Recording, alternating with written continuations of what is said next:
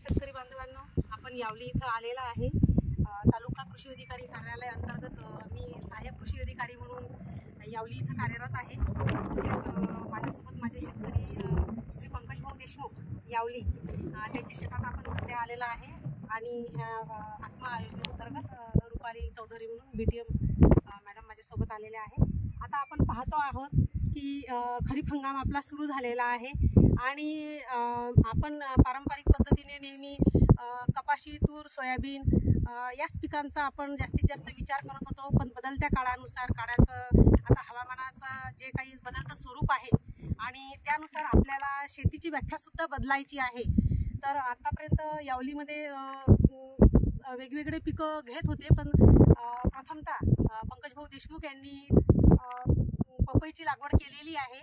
त्यांची 1 हेक्टर हे पपईचं क्षेत्र असून त्यांनी 2 याच्यामधलं बेडमधलं अंतर हे 6 फूट असून 8 फूट असून 2 झाडांमधलं अंतर हे त्यांनी 6 फूट घेतलेलं आहे आणि एका हेक्टरमध्ये त्यांचे 2000 झाडं हे त्यांनी लावलेले आहे।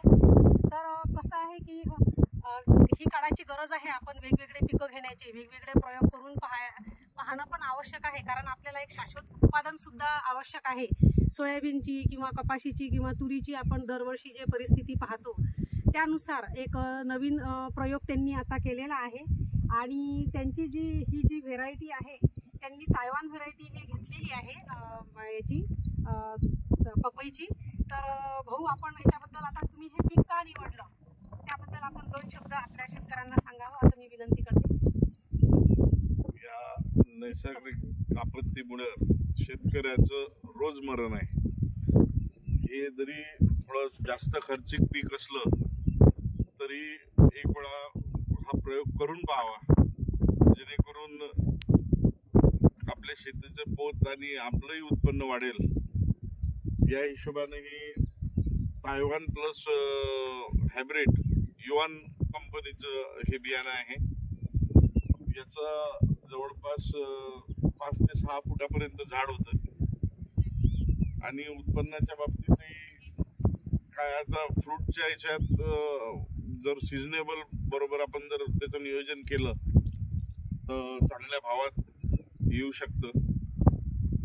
आम्ही याच्या आधी टरबूज व अनेक असे जे मिरची जे त्या पिरियडमध्ये जर आलं तर भाव मिळू शकतो, असे उत्पन्न घेऊन एक शेतकरी म्हणून स्वतःचाही दर्जा आणि आपल्यासोबतच समाजाचाही घटकाचा याच्यात समावेश व्हावा। आपल्यामुळं लेबर मजूर इथं जो लागतो त्यामुळे त्यांचंही जीवनमान उंचावले जाते। अशा माझी तसंच मी कृषी विभागाचंही म्हणजे जेणेकरून मॅडमचं व आत्म्याच्या ज्या मॅडम आहे त्यांचंही मी आभार मानेन की त्यांनी शेतकऱ्यापर्यंत पोहोचून त्याच्या ज्या काही नवीन कल्पना आहे त्या समजून घेण्याचा प्रयत्न केला व त्यांना आपला पाठिंबा कसा मिळेल, आपली मदत कशी मिळेल याचा त्यांनी नेहमी प्रयत्न असतो। मी त्याबद्दलही त्यांचे व कृषी विभागाचे आभार मानेन व सर्व शेतकरी बांधवांनी काही ना काहीतरी वेगळं करण्याचा प्रयत्न करावा एवढीच विनंती। धन्यवाद भाऊ। आपण आता म्हणजे भाऊंचं असं आहे की भाऊंनी स्वतःकडे त्यांचे जनावर पण आहेत त्यांनी ठेवलेले आणि आपण तिकडे पाहतो आहे त्यांनी जनावरांसाठी सेंद्रिय गवतही लावलेला आहे आणि सेंद्रिय शेती हा सुद्धा त्यांचा एक याच्यामध्ये महत्त्वाचा मुद्दा आहे।